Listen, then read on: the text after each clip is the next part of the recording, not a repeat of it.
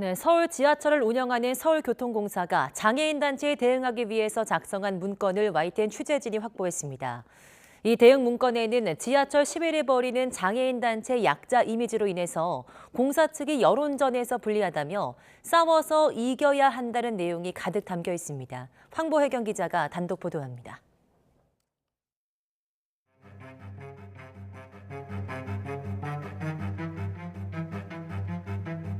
바쁜 출근길 지하철에 휠체어를 탄 사람들이 등장합니다.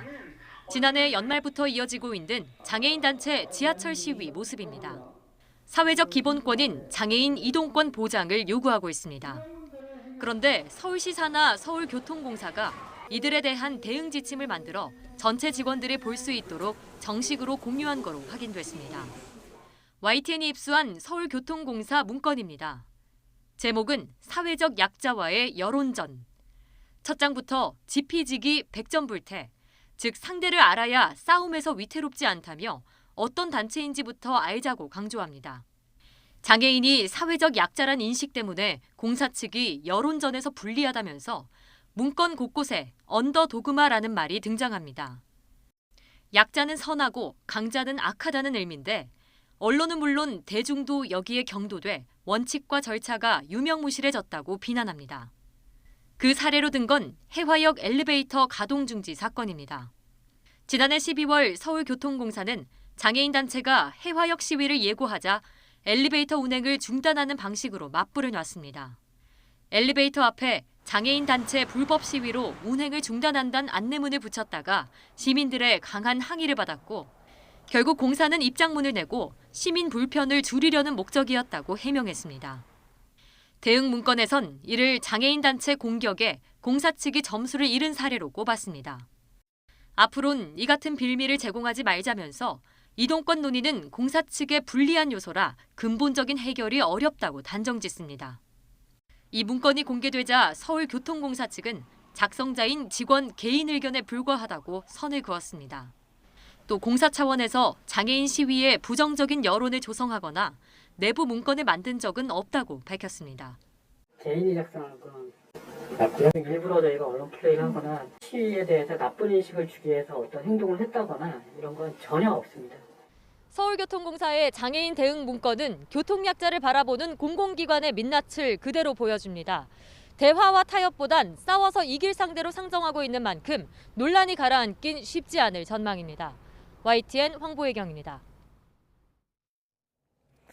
네, 이처럼 장애인 단체를 싸워서 이길 상대로 규정한 서울교통공사는 어떻게 하면 이길 수 있는지 세세한 전략까지 제시하고 이를 실행했습니다.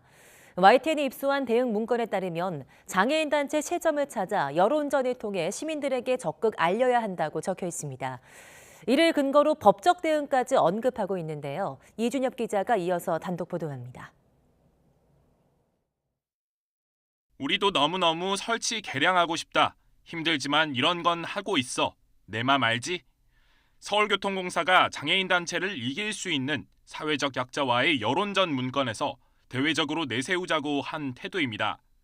이는 상대방에게 빌미를 주지 않기 위한 차원일 뿐 뒤로는 장애인 단체의 선 넘는 미스, 그러니까 잘못을 찾아내 물밑 홍보하자고 합니다. 서울교통공사는 취재 과정에서 해당 문건이 홍보팀원 개인 의견에 불과하다고 해명했습니다. 하지만 문건에 언급된 전략이 실제 행동으로 이어진 사례가 적지 않았습니다.